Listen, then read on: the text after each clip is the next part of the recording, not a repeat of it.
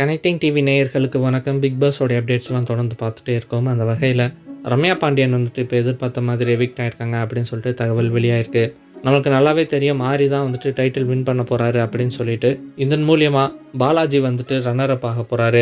அதே மாதிரி Rio Raj third எவிக்ஷனாக evict ஆக போகிறாரு. கடைசி 2 இடத்துல ரம்யா பாண்டியனும் சோமும் இருக்காங்க.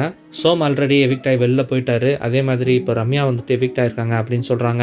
இன்றைக்கான ஷூட்டிங் வந்துட்டு நடந்துகிட்டு இருக்கிற பட்சத்தில் கமல் அவர்கள் வந்துட்டு ஒருத்தர் வெளியே போக போகிறாங்க அப்படின்னு சொல்லிட்டு சோமோடைய நேமை ஏற்கனவே அனௌன்ஸ் பண்ணி அவர் வெளியில் அனுப்பிச்சிட்டதாகவும், அதுக்கப்புறம் ஒரு செலிபிரிட்டியை உள்ளே அனுப்பிச்சு ரம்யா பாண்டியனை வந்துட்டு வெளியில் கூப்பிட்டு வரணும் அப்படின்னு சொல்லிட்டு முடிவு பண்ணி அவங்களுடைய பேரை அறிவித்து ரம்யா பாண்டியனை வெளியில் கூப்பிட்டு வந்திருக்காங்க அப்படின்னும் தகவல் வெளியாகிருக்கு.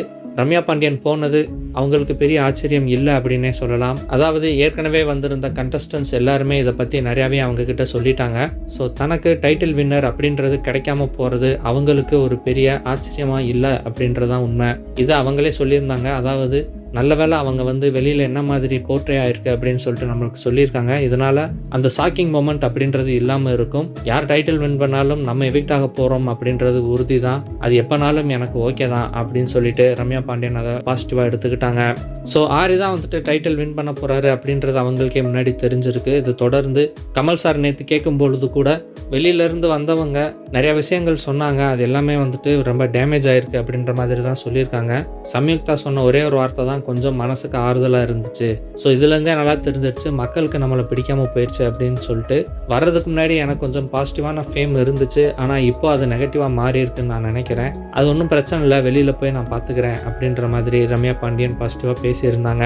அதை தொடர்ந்து இப்போ அவங்க சோம்சேகருக்கு அடுத்தபடியாக எவிக்ட் ஆயிருக்காங்க அப்படின்றது அவங்களுக்கு பெரிய அதிர்ச்சி இல்லை அப்படின்னு சொல்லலாம். நம்மளுக்கே கூட சோமுக்கு முன்னாடியே கூட இவங்க எவிக்ட் ஆகிருந்திருக்கலாம் அப்படின்ற மாதிரியான ஒரு எதிர்பார்ப்பும் இருந்துச்சு. பட் அது பரவாயில்ல, ரம்யா பாண்டியன் எப்பயாச்சும் எவிக்ட் ஆயிருக்காங்களே அப்படின்னு சொல்லிட்டு நெட்டிசன்கள் எல்லாரும் சொல்கிறாங்க. இதை தொடர்ந்து ரியோராஜை எப்படி எவிக்ட் பண்ண போகிறாங்க அப்படின்ற ஒரு எதிர்பார்ப்பு தான் இப்போ பரவலாக வந்துட்டு இருக்குது.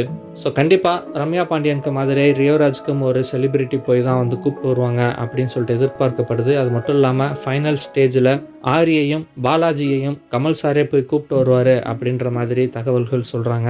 ஸோ என்ன நடக்க போகுது அப்படின்றத இன்னைக்கு கிராண்ட் ஃபினாலேயில் பார்க்கலாம். அதே மாதிரி ஆரியோடைய ஃபேமிலி மெம்பர்ஸ் எல்லாருமே வந்திருந்ததை பார்த்தோம். ஸோ அவங்களும் வந்துட்டு என்னெல்லாம் பேச போகிறாங்க டைட்டில் வின் பண்ணதுக்கப்புறம், முக்கியமாக ரியா வந்து என்ன பேச போகிறாங்க அப்படின்றது எல்லாரோட எதிர்பார்ப்பாக இருக்குது. அந்த மொமெண்ட்டுக்காக தான் எல்லாருமே காத்துக்கிட்டு இருக்காங்க அப்படின்னு சொல்லலாம். நீங்கள் ரம்யா எவிக்ட் ஆனதை பற்றின உங்களுடைய கருத்துக்களை என்ன சொல்கிறீங்க கமெண்ட் பாக்ஸில் பதிவு பண்ணுங்கள். இந்த வீடியோ பிடிச்சிருந்ததுன்னு சொன்னால் லைக் பண்ணுங்கள், ஷேர் பண்ணுங்கள். பிக் பாஸோடைய அப்டேட்ஸ் எல்லாம் தெரிஞ்சுக்கிறதுக்கு சப்ஸ்கிரைப் பண்ணி கூடவே நோட்டிஃபிகேஷன் பெல்லையும் கிளிக் பண்ணிடுங்க. இது வரைக்கும் கனெக்டிங் டிவிக்கு சப்ஸ்கிரைப் பண்ணனா மறக்காமல் சப்ஸ்கிரைப் பண்ணிக்கங்க. உடனடி அப்டேட்ஸ் பெறுவதற்கு நோட்டிஃபிகேஷன் பெல்லையும் கிளிக் பண்ணிக்கங்க.